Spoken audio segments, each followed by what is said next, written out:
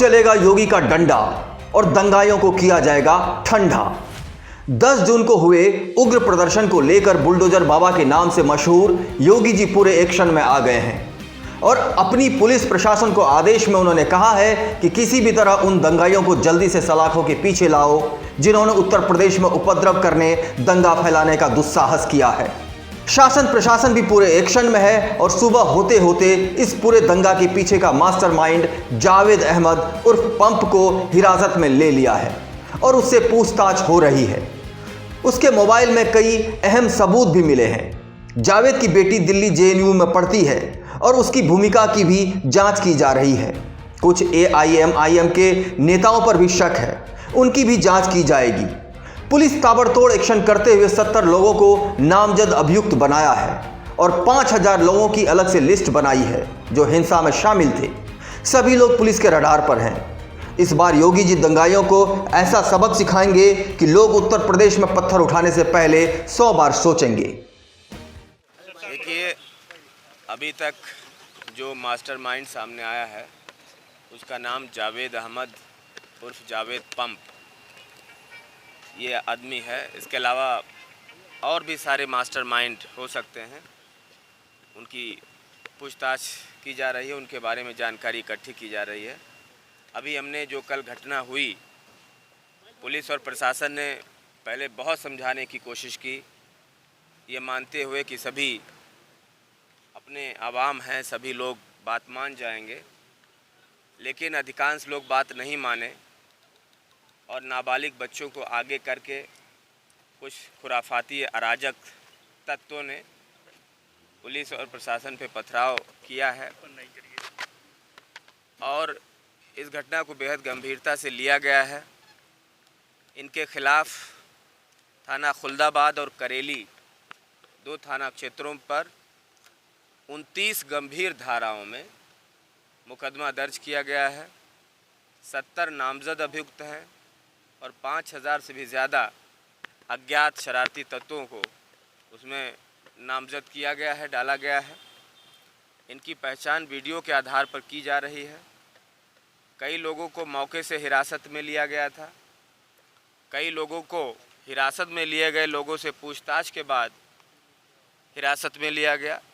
इस प्रकार से कुल अब तक 68 लोगों को पुलिस ने अपनी हिरासत में लिया है। उनसे गहनता के साथ पूछताछ की जा रही है। यह भी जानकारी करने की कोशिश की जा रही है कि यहाँ अगर बाहर से लोग आए थे तो कौन लोग थे, उनके एग्जैक्टली नाम क्या थे, और सब पे बहुत कड़ी कार्रवाई की जाएगी।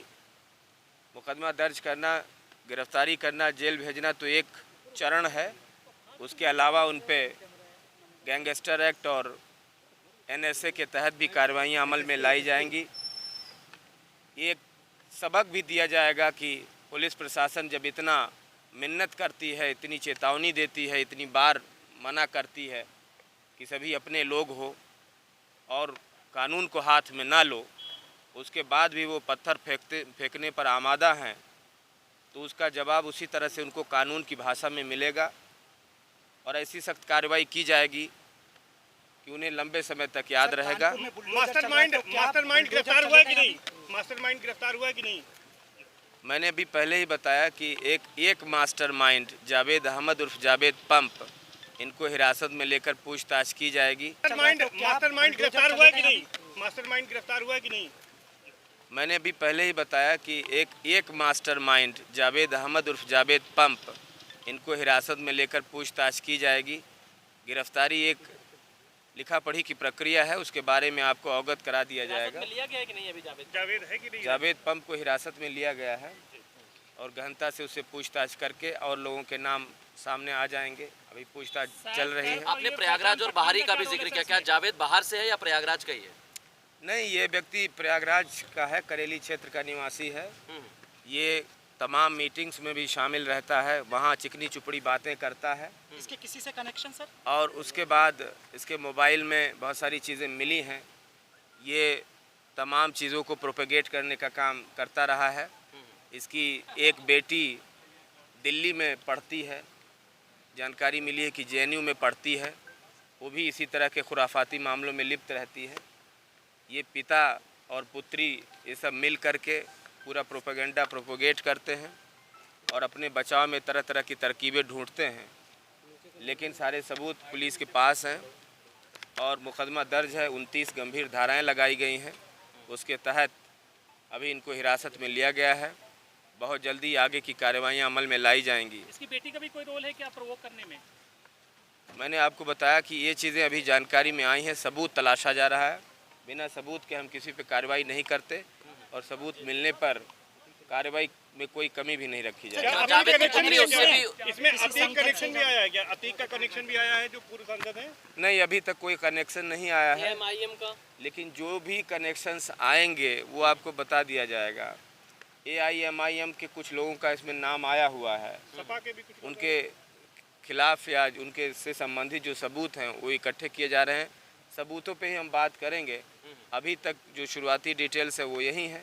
अब आगे इनके पूरे कुंडली इनकी खंगाली जा रही कि ये लोग कहाँ से हैं, इनके खिलाफ कितने मुकदमे हैं, किन किन कार्यों में लिप्त रहे हैं। अमित जी, जावेद की ये बेटी के सारी लिए चीजें। क्या दिल्ली पुलिस से संपर्क किया जा रहा है? क्या उस ओर भी जांच की जाएगी, वहां से भी संपर्क करके उसे भी आप पूछताछ के लिए बुला सकते हैं? देखिए, यहाँ पे बहुत बड़ी संख्या में फोर्स तैनात है, करीब 1000 के आसपास तो पुलिस PSC बल यहाँ पे लगा हुआ है। हमारी कम से कम 11 टीमें इस पे काम कर रही हैं।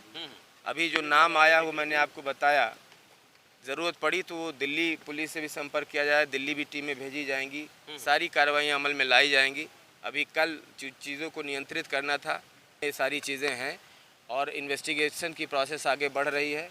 किसी भी एंगल को छोड़ा नहीं जाएगा और SIT का गठन करके इसमें हर एक पहलू पे जांच करके इसको अंजाम तक पहुंचाया अजय जाएगा। जी, क्या जैसे कानपुर में जब हिंसा हुई देखा गया, वहाँ PFI के कुछ लिटरेचर मिले, इसके अलावा वहाँ भी नाबालिग बच्चों को आगे कर पथराव किया गया था, कुछ वैसा ही ट्रेंड यहाँ प्रयागराज में दिखा। क्या PFI से संबंधित कुछ चीज़ें यहाँ भी मिली हैं या कुछ ऐसा कनेक्शन आपको दिखाई दे रहा है?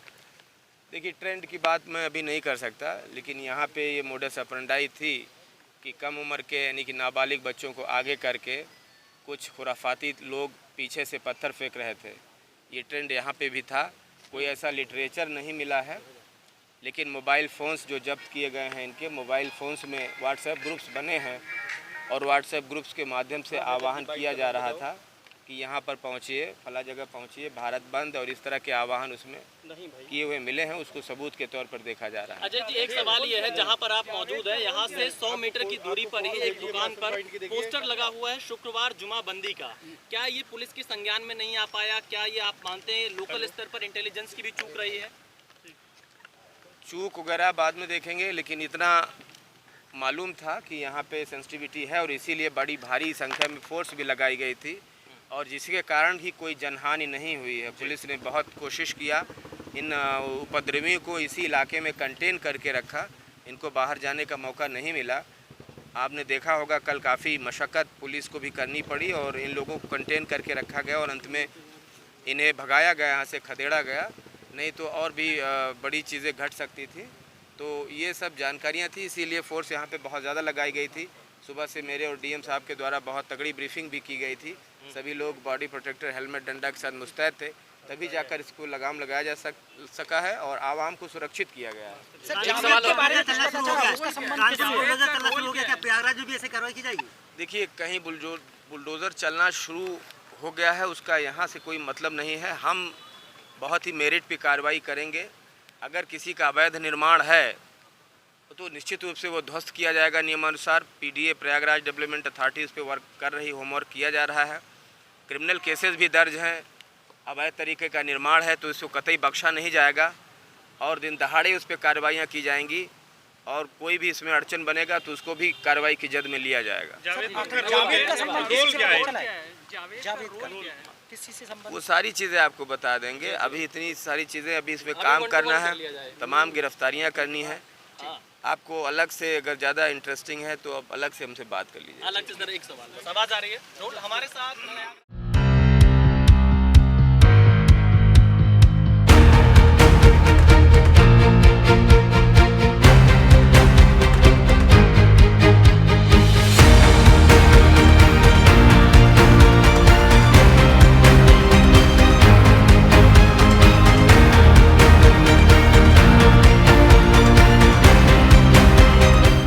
इस चैनल को देखने के लिए लाइक करें, सब्सक्राइब करें और बेल आइकन दबाना ना भूलें।